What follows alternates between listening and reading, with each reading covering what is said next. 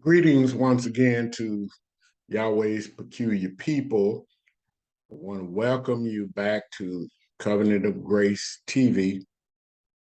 We're going to continue with a prophetic soundbite this morning. Today, I want to introduce a teaching on the concept of salt shaker. This will be part one. We're going to start from Matthew 5 and 13, where Christ says, "Ye are the salt of the earth, but if salt has lost his savor, wherewith shall it be salted? It is thenceforth good for nothing, but to be cast out and to be trodden under the foot of men."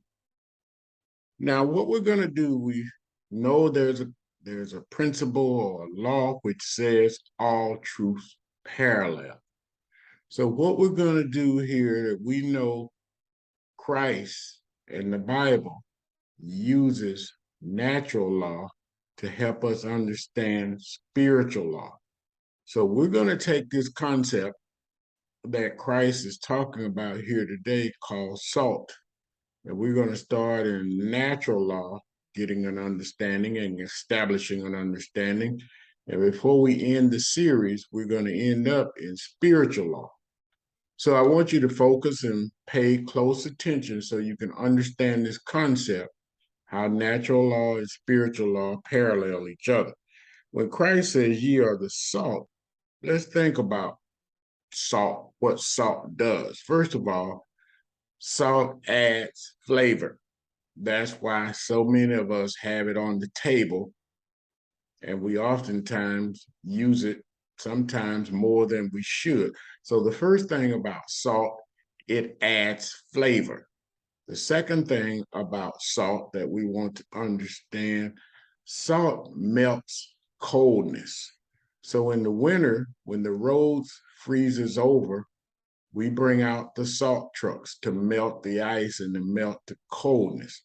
And the third thing we know about salt before refrigeration came along, and even with many grocery products today, salt is used as a preservative. And it was also used to maintain meat and things of that nature before refrigeration came along.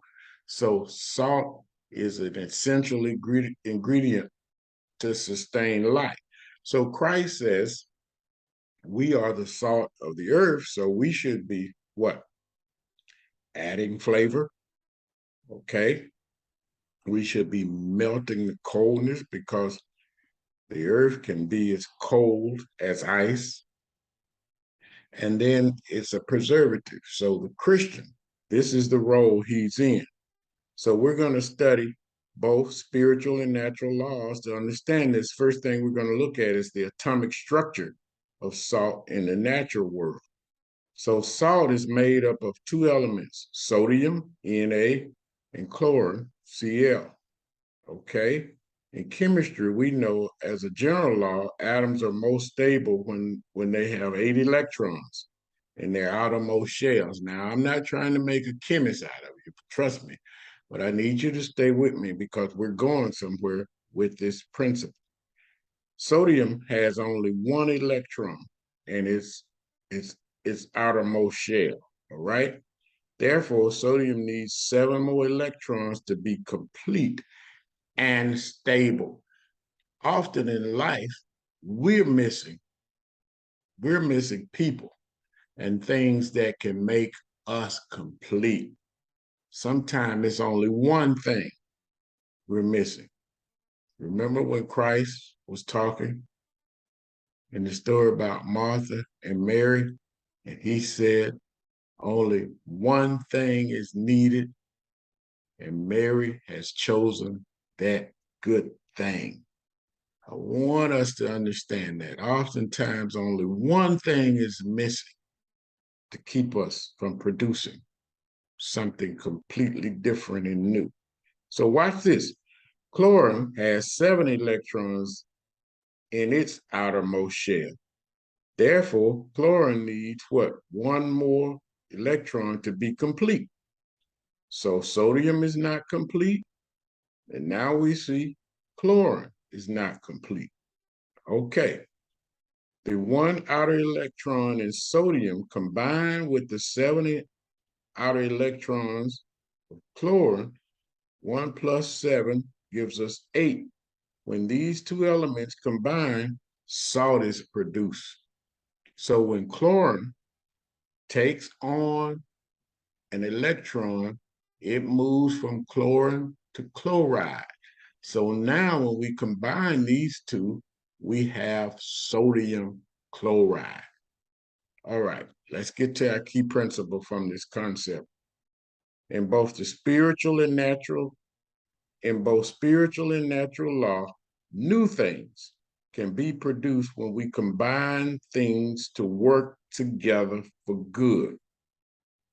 Notice that when we combine things, when you take in natural law, when you take that periodic table and you start combining things, you can produce new chemicals and new concepts, things that are beneficial.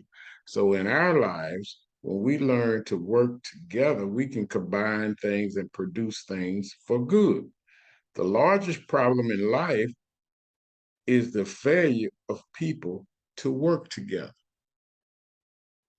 I know this from 20 years of experience. We have a lot of our people who want to be independent. All right.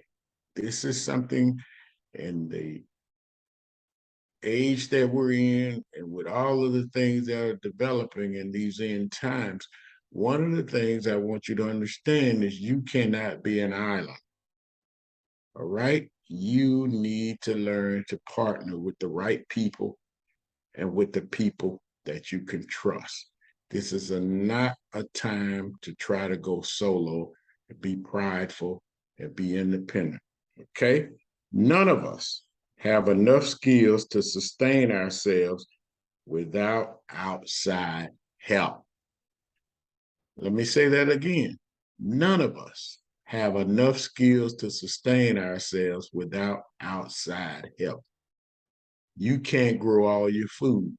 You can't grow all your calories. Okay? You can't provide all your electrical power. All right? You can't provide all the water you need. You need outside help in order to do that. Okay? Point being made. Finally, Yahweh, God, is the only self-sustaining person in the universe. So come to the understanding you need to work together. I've been talking about this whole concept of collaboration. I've been talking about this concept of teamwork. All right. I've been talking about this concept of group economics. You're going to need these concepts in the times that we're in and in the times that we're going to be in going forward. So I'm asking you, please listen and focus on these things that we've been teaching, because we're trying to prepare you. We're trying to give you a plan and a strategy for the things that are coming upon us. May God bless you and keep you till we have another opportunity to continue this teaching. I thank you for your time. Have a blessed day.